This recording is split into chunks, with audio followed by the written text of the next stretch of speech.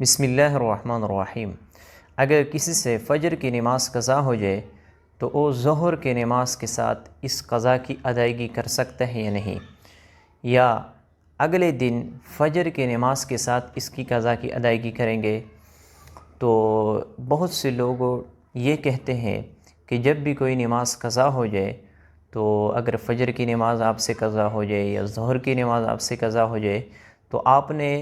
کل کے دن، اگر آپ سے فجر کی نماز قضا ہو چکی ہے تو کل آپ نے فجر کی نماز کے ساتھ آپ نے اس کی قضا کی ادائیگی کرنی ہے۔ اسی طرح اگر آپ سے ظہر کی نماز قضا ہو جائے تو آپ نے اگلے دن ظہر کی نماز کے ساتھ اس کی قضا کی ادائیگی کرنی ہے، یعنی آپ فوراً اس کی قضا کی ادائیگی نہیں کر سکتے کسی دوسرے نماز کے ساتھ۔ فجر کی نماز آپ سے قضا ہو چکی ہے تو آپ نے ظہر کی نماز کے ساتھ اس کی قضا کی ادائیگی نہیں کرنی، یا عصر کی نماز کے ساتھ آپ نے اس کی قضا کی ادائیگی نہیں کرنی۔ بہت سے لوگوں کی یہ ذہن میں یہ بات بیٹھی ہوئی ہے اور اس کو ضروری بھی سمجھتے ہیں۔ تو میں آپ کو بتانا چاہتا ہوں کہ یہ بات بالکل ضروری نہیں ہے، یہ غلط ہے۔ 3 اوقات کے علاوہ اب جب چاہے آپ قضا نماز کی ادائیگی کر سکتے ہو، اور 3 اوقات کیا ہے؟ سب سے پہلا وقت طلوع شمس،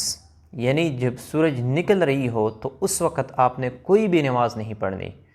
اور دوسرا وقت جب زوال کا وقت شروع ہو جائے۔ اب زوال کا وقت کب ہوتا ہے؟ جب سورج بالکل سر پہ کھڑی ہو جائے تو اس وقت بھی آپ کوئی نماز نہیں پڑھ سکتے۔ اور تیسرا وقت غروب شمس کے وقت، جب سورج غروب ہو رہی ہو تو اس وقت بھی آپ نے کوئی نماز نہیں پڑھنی، قضا کی ادائیگی آپ نہیں کرنی ہے۔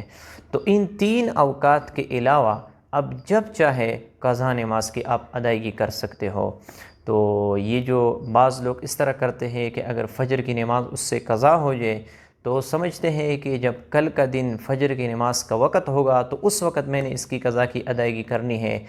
ظہر کے ساتھ اس کی قضا کی ادائیگی نہیں کر سکتا ہوں۔ نہیں،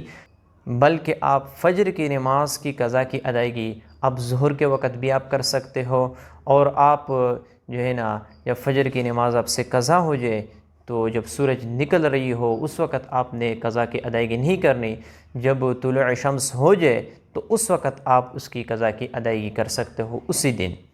تو یہ ضروری نہیں ہے کہ آپ نے کل تک انتظار کرنا ہے، نہیں، بلکہ ان 3 اوقات کے علاوہ اب جب چاہے قضا کی ادائیگی آپ کر سکتے ہو۔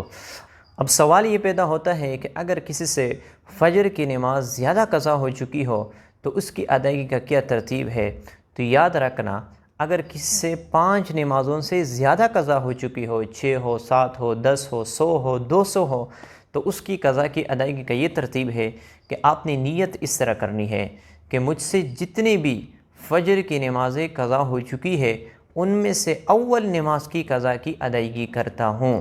پھر آپ نے اللہ اکبر کہنا ہے اور نماز شروع کرنی ہے۔ اسی طرح جب آپ دوسری نماز کی قضا کی ادائیگی کرتا ہو تو اس طرح آپ نے نیت کرنی ہے کہ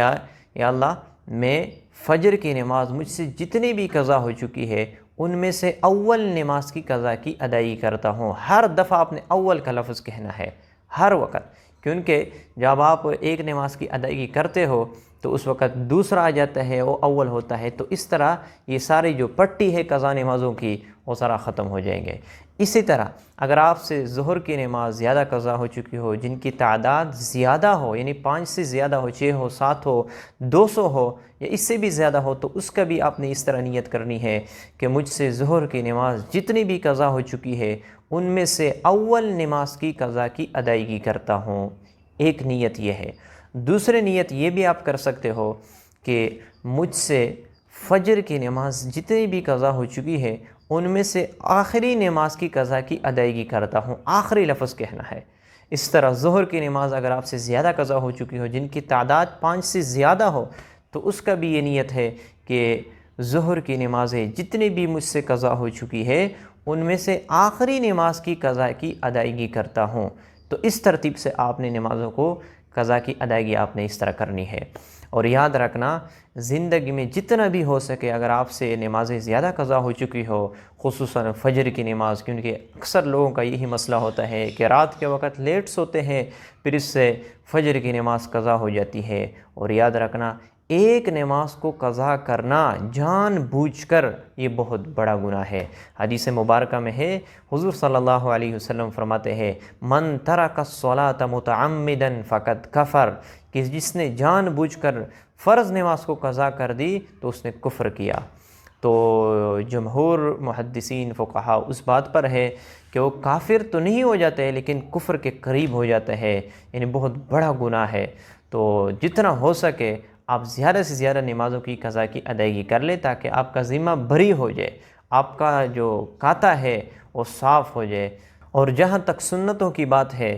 تو سنتوں کی قضا کی ادائیگی نہیں ہے، یعنی اگر آپ سے ظہر کی نماز قضا ہو چکی ہے تو اس کے ساتھ جو سنتیں پڑھی جاتی ہے اس کی قضا کی ادائیگی نہیں، صرف فرض کی قضا کی ادائیگی ہے۔ اسی طرح اگر آپ سے عشاء کی نماز قضا ہو چکی ہے تو آپ نے صرف عشاء کے فرض کی قضا کی ادائیگی کرنی ہے، اور جو سنت ہے وہ آپ نے اس کی قضا کی ادائیگی نہیں کرنی۔ ہاں وطر کی آپ نے قضا کی ادائیگی کرنی ہے، اگر آپ سے وطر کی نماز چھوٹ جائے، قضا ہو جائے تو وہ بھی ضروری ہے کہ اس کی قضا کی آپ ادائیگی کر لیں۔ تو آپ ایک ترتیب بنا لیں، اگر آپ سے فجر کی نمازیں زیادہ قضا ہو چکی ہیں ان کا بھی ایک ترتیب بنا لیں، آپ اندازے سے اگر آپ کو یاد ہو کہ مجھ سے کون کون سی نمازیں قضا ہو چکی ہے تو آپ پر ضروری ہے کہ اسی دن، یعنی وہ دن کا ذکر کرنا نیت میں،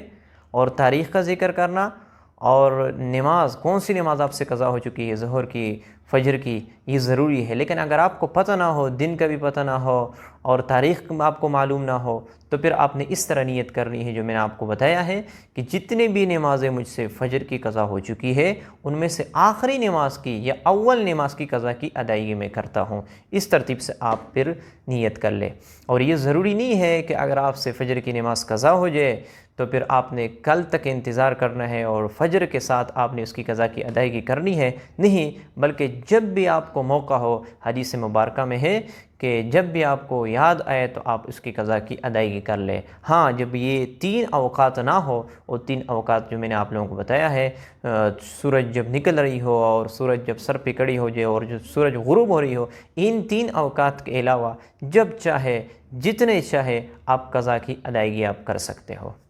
تو مجھے امید ہے کہ آپ لوگوں کو یہ مسئلہ سمجھ میں آ چکا ہوگا۔ اللہ تعالی ہمیں ان مسائل پر عمل کرنے کی توفیق عطا فرمائے۔